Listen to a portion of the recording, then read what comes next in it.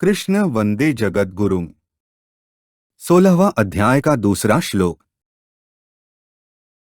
अहिंसा सत्यम क्रोधस्त्यागः शांतिर्पैशुनम दया भूतेष्वलो लुप्त्वन् मार्दवं ह्रीर्चापलम।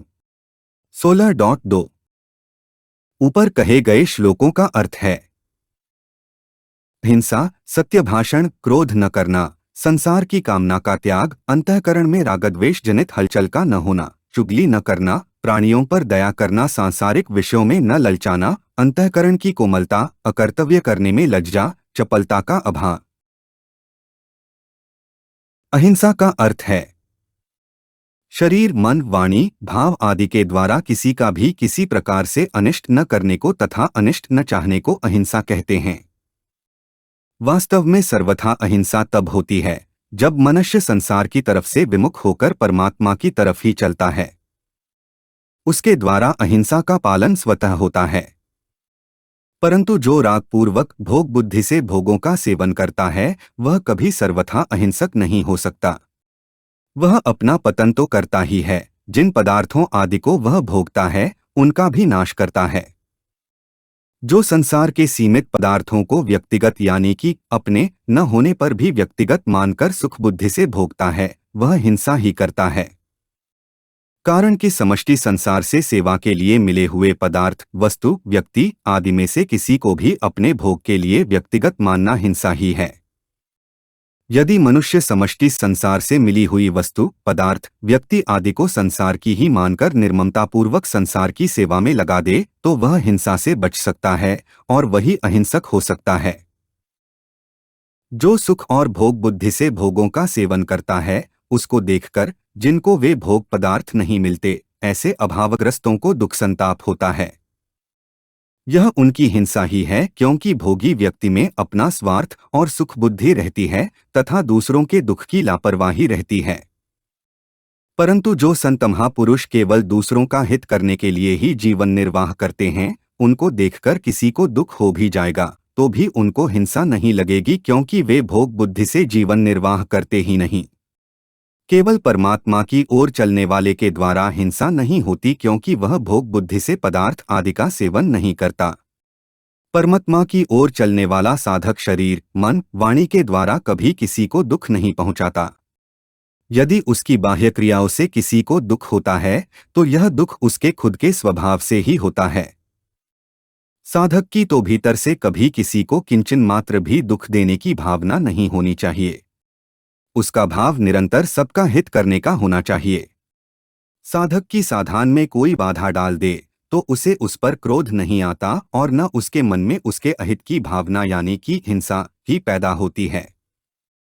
हाँ, परमात्मा की ओर चलने में बाधा पड़ने से उसको दुख हो सकता है पर वह दुख भी सांसारिक दुख की तरह नहीं होता।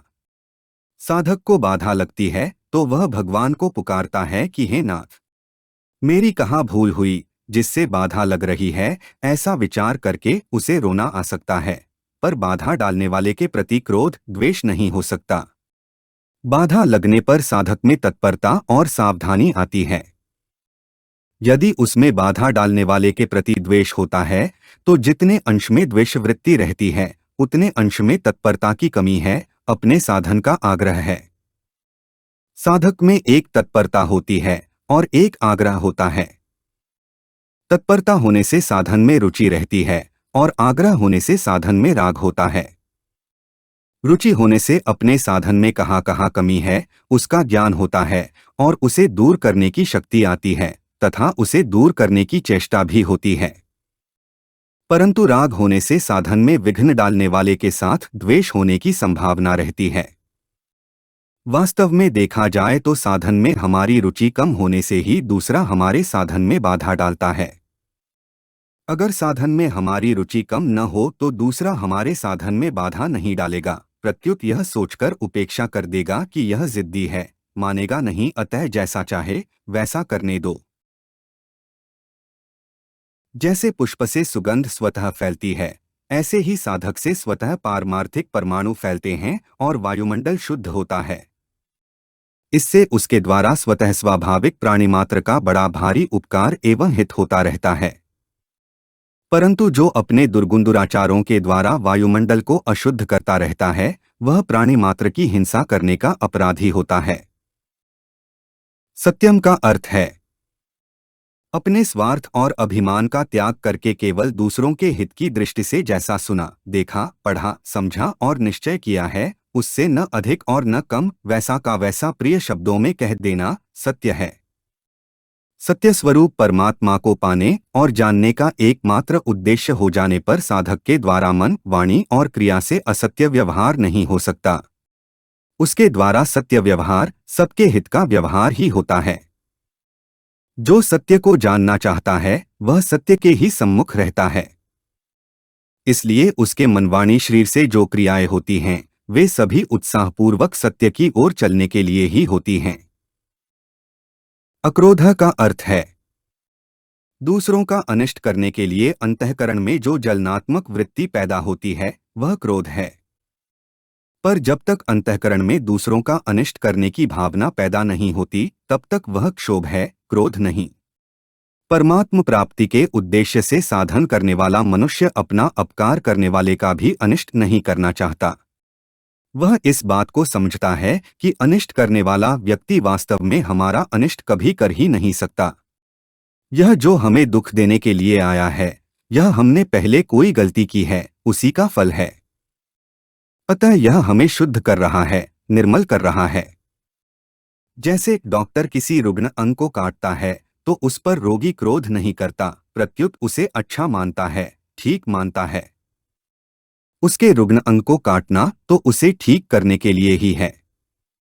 ऐसे ही साधक को कोई अहित की भावना से किसी तरह से दुख देता है तो उसमें यह भाव पैदा होता है कि वह मेरे को शुद्ध निर्मल बनाने में निमित्त बन रहा है, अतः उस पर क्रोध कैसे, वह तो मेरा उपकार कर रहा है और भविष्य के लिए सावधान कर रहा है कि जो गलती पहले की है आगे वैसी गलती न करूं। जो लोग साधक का हित करने वाले हैं, उसकी सेवा करने वाले हैं, वे तो साधक को सुख पहुंचाकर उसके पुण्यों का नाश करते हैं। पर साधक को उन पर उसके पुण्यों का नाश करने के कारण क्रोध नहीं आता। उन पर साधक को यह विचार आता है कि वे जो मेरी सेवा करते हैं, मेरे अनुकूल आचरण करते हैं, यह तो उनकी सज्जनता है, उनका श्रेष्ठ भाव है। परंतु पुण्यों का नाश तो तब होता है जब मैं उनकी सेवा से सुख भोगता हूँ। इस प्रकार साधक की दृष्टि सेवा करने वालों की अच्छाई, शुद्ध नियत पर ही जाती है। अतः साधक को न तो दुख देने वालों पर क्रोध होता है और न सुख देने वालों पर। त्याग का अर्थ है संसार से विमुख हो जाना ही असली त्याग है। साधक को जीवन में बाहर का और भीतर का दोनों का ही त्याग होना चाहिए। जैसे बाहर से पाप, अन्याय, अत्याचार, दुराचार आदि का और बाहरी सुखाराम आदि का त्याग भी करना चाहिए और भीतर से सांसारिक नाशवान वस्तुओं की कामना का त्याग भी करना चाहिए। इससे भी बाहर के त्याग की अपेक्षा भीतर की कामना का त्याग श्रेष्ठ है। कामना का सर्वथा त्याग होने पर तत्काल शांति की प्राप्ति होती है। साधक के लिए उत्पन्न और नष्ट होने वाली वस्तुओं की कामना ही वास्तव में सबसे ज्यादा बाधक होती है। अतः कामना का सर्वथा त्याग करना चाहिए। त्याग कब होता है? जब साधक का उद्देश्य एकमात्र परमात्म प्राप्ति का ही हो जाता है, तब उसकी कामनाएं दूर होती चली जाती हैं। कारण कि सांसारिक भोग और संग्रह साधक का लक्ष्य नहीं होता। अतः वह सांसारिक भोग और संग्रह की कामना का त्याग करते हुए अपने साधन में आगे बढ़ता रहता है। शांतियः का अर्थ है अंतःकरण में रागद्वेष जनित हलचल का न होना शांति है, क्योंकि संसार के साथ रागद्वेष करने से ही अंतःकरण में अशांति आती है और उनके न होने से अंतःकरण स्वाभाविक ही शांत प्रसन्न रहता है। अनुकूलता से पुराने पुण्यों का नाश होता है और उसमें अपना स्वभाव सुधरने की अपेक्षा बिगड़ने की संभावना अधिक रहती है। परंतु प्रतिकूलता आने पर पापों का नाश होता है और स्वभाव में भी सुधार होता है। इस बात को समझने पर प्रतिकूलता में भी स्वतः शांति बनी रहती है। किसी परिस्थिति आदि को लेकर साधक में कभी रागद्वेष का भाव हो भी जाता है तो उसके मन में अशांति पैदा हो जाती है और अशांति होते ही वह तुरंत सावधान हो जाता है कि रागद्वेष पूर्वक कर्म करना मेरा उद्देश्य नहीं है। इस विचार से फिर शांति आ जाती है और समय पाकर स्थिर हो जाती है। अपैशुनम का अर्थ है किसी के दोष को दूसरे के आगे प्रकट करके दूसरों में उसके प्रति दुर्भाव पैदा करना पिशुनता है, और इसका सर्वथा अभाव ही अपैशुन है। परमात्म प्राप्ति का ही उद्देश्य होने से साधक कभी किसी की चुगली नहीं करता।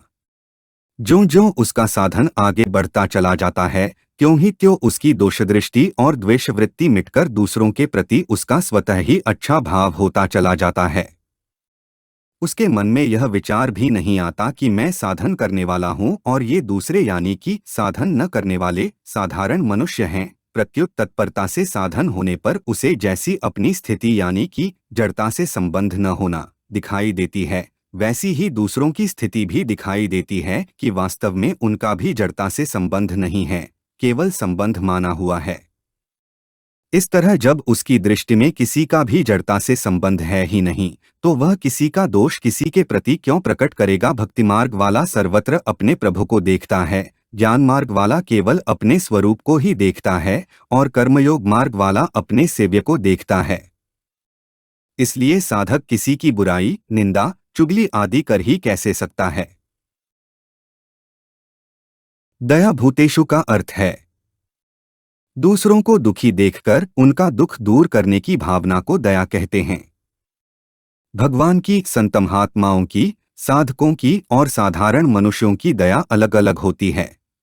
एक भगवान की दया सभी को शुद्ध करने के लिए होती है।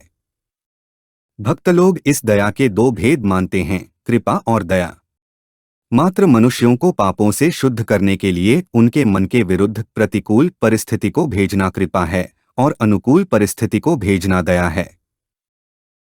दो, संत महात्माओं की दया। संत महात्मा लोग दूसरों के दुख से दुखी और दूसरों के सुख से सुखी होते हैं, पर वास्तव में उनके भीतर न दूसरों के दुख से दुख होता है और न अपने दुख से ही दुख होता है।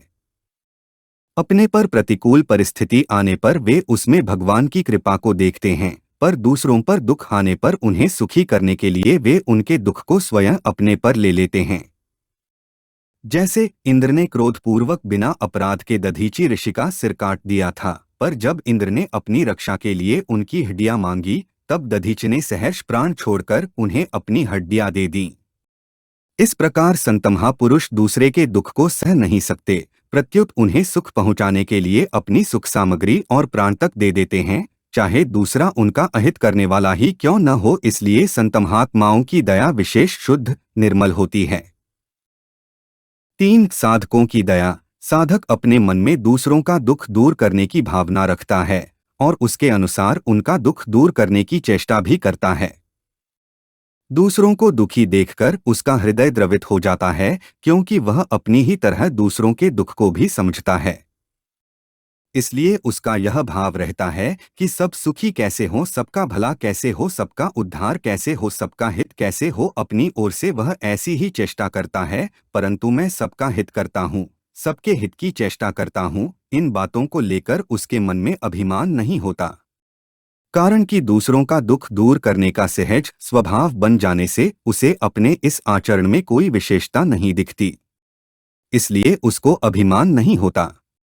जो प्राणी भगवान की ओर नहीं चलते, दुर्गुण दुराचारों में रत रहते हैं, दूसरों का अपराध करते हैं और अपना पतन करते हैं, ऐसे मनुष्यों पर साधक को क्रोध न आकर दया आती है। इसलिए वह हरदम ऐसी चेष्टा करता रहता है कि ये लोग दुर्गुण दुराचारों से ऊपर कैसे उठें, इनका भला कैसे हो। कभी कभी वह उनके दोषों को दूर करने में अपने को निर्बल मानकर भगवान से प्रार्थना करता है कि हे नाथ, ये लोग इन दोषों से छूट जाए और आपके भक्त बन जाए। 4, साधारण मनुष्यों की दया। साधारण मनुष्य की दया में थोड़ी मलिनता रहती है। वह किसी जीव के हित की चेष्टा करता है तो यह सोचता है कि मैं कितना दयालु हूँ, मैंने इस जीव को सुख पहुँचाया तो मैं कितना अच्छा हूँ, हर के आदमी मेरे जैसा दयालु नहीं है, कोई कोई ही होता है, इत्यादि। इस प्रकार लोग मुझे अच्छा समझेंगे, मेरा आदर करेंगे आदि बातों को लेकर अपने में महत्व बुद्धि रखकर जो दया की जाती है, उसमें दया का अंश तो अच्छा है, पर साथ में उपर्युक्त मलिनताएं रहने से उस दया में अशुद्धि आ जाती है। इनसे भी साधारण दर्जे के मनुष्य दया तो करते हैं, पर उनकी दया ममता वाले व्यक्तियों पर ही होती है। जैसे ये हमारे परिवार के हैं, हमारे मत और सिद्धांत को मानने वाले हैं, तो उनका दुख दूर करने की इच्छा से उन्हें सुख आराम देने का प्रयत्न करते हैं। यह दया ममता और पक्षपातयुक्त होने से अधिक अशुद्ध है। इनसे भी घटिया दर्जे के वे मनुष्य हैं जो केवल अपने सुख और स्वार्थ की पूर्ति के लिए ही दूसरों के प्रति दया का बर्ताव करते हैं। अलोलुप्त्वम का अर्थ है इंद्रियों का विषयों से संबंध होने से अथवा दूसरों को भोग भोगते हुए देखने से मन का यानी कि भोग भोगने के लिए ललचा उठने का नाम लोलुपता है, और उसके सर्वथा अभाव का नाम अलोलुप्त्व है। अलोलुपता के उपाय। एक साधक के लिए विशेष सावधानी की बात है कि वह अपनी इंद्रियों से भोगों का संबंध न रखे और मन में कभी भी ऐसा भाव, ऐसा अभिमान न आने दे कि मेरा इंद्रियों पर अधिकार है, अर्थात इंद्रियां मेरे वश में हैं, अतः मेरा क्या बिगड़ सकता है। 2. मैं हृदय से परमात्मा की प्राप्ति चाहता हूँ। अगर कभी हृदय में विषयलोलुपता हो गई तो मेरा पतन हो जाएगा और मैं परमात्मा से विमुख हो जाऊंगा। इस प्रकार साधक खूब सावधान रहे और कहीं अचानक विचलित होने का अवसर आ जाए तो हे नाथ बचाओ, हे नाथ बचाओ, ऐसे सच्चे हृदय से भगवान को पुकारे। 3. स्त्री पुरुषों की तथा जंतुओं की काम विषयक चेष्ट न देखे। यदि दिख जाए तो ऐसा विचार करे कि यह तो बिल्कुल 84 लाख योनियों का रास्ता है। यह चीज तो मनुष्य, पुष्प पक्षी, कीट पतंग, राक्षस, सुर, भूत प्रेत आदि मात्र जीवों में भी है, पर मैं तो 84 लाख योनियों अर्थात जन्म मरण से ऊंचा उठना चाहता हूं। मैं जन्म मरण के मार्ग का पथिक नहीं हूं। मेरे को तो जन्म मरण आदि दुखों का अत्यंत अभाव करके परमात्मा की प्राप्ति करना है। इस भाव को बड़ी सावधानी के साथ जागृत रखे और जहां तक बने ऐसी कामचेष्टा न देखे। मार्दवम का अर्थ है बिना कारण दुख देने वालों और वैर रखने वालों के प्रति भी अंतःकरण में कठोरता का भाव न होना तथा स्वाभाविक कोमलता का रहना मार्दव है। साधक के हृदय में सबके प्रति कोमलता का भाव रहता है। उसके प्रति कोई कठोरता एवं अहित का बर्ताव भी करता है तो भी उसकी कोमलता में अंतर नहीं आता।